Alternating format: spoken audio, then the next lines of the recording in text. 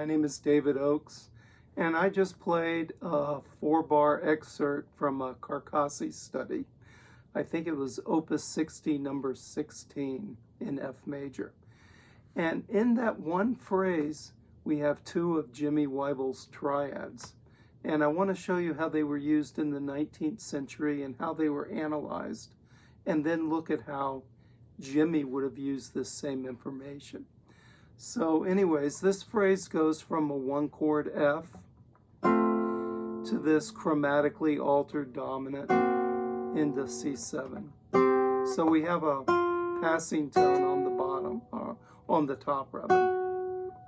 Now this would have been considered, this F sharp would have been considered a non-harmonic tone in the Romantic period. The B flat and the C are still giving us our dominant sound. And this would have been considered what the Italians would have called an appoggiatura.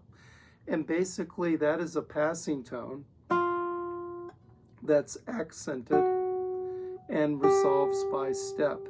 And the accented note could be chromatically altered. And this obviously checks all those boxes. Now when he goes up to the C dominant 9th chord, as we would call it today, in the 19th century, this would have been considered an incomplete dominant major 9th chord. So for instance, if it were complete, we would have had a low bass note C in the chord, and then it would have been considered a complete dominant major 9th chord. Incomplete meaning no root. We have just a 3rd and a 7th and the 9th on top. Now,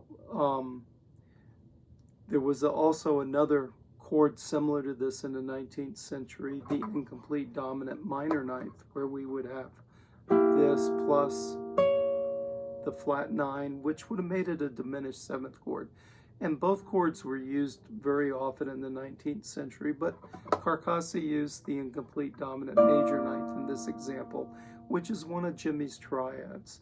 We have D, E, B flat, and in this inversion we have B flat, E, D.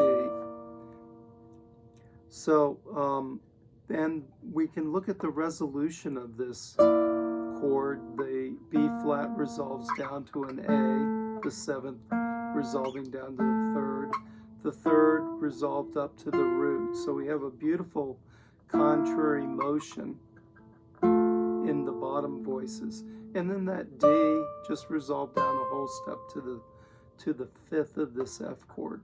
So it's really a first inversion F chord, F or A, F, C, and we hear a beautiful resolution. Now, how did Jimmy use this information? Jimmy quite often resolved this as an appoggiatura, right? And the F sharp resolving up to the G.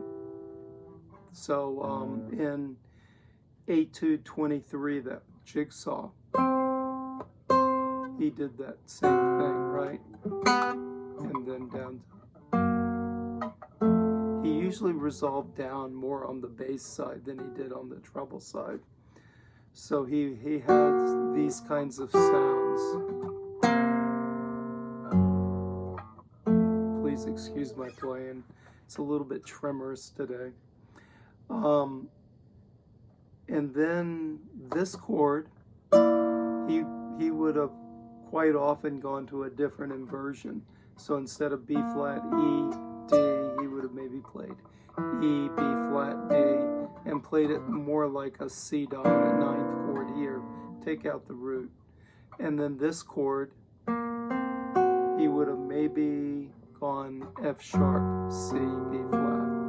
So combining these two triads, you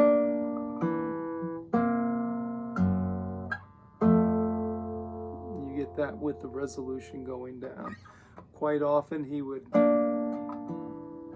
add another note on top, this time a 13th. Sometimes he would add the sharp 5 up on top. But, you know, there's always something going on this string too.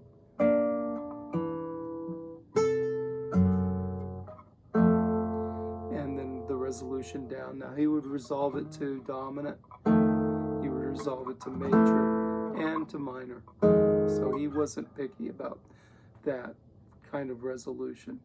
But anyways, 19th century music had Jimmy's triads in them, and not the way Jimmy used them, but the information is nothing new.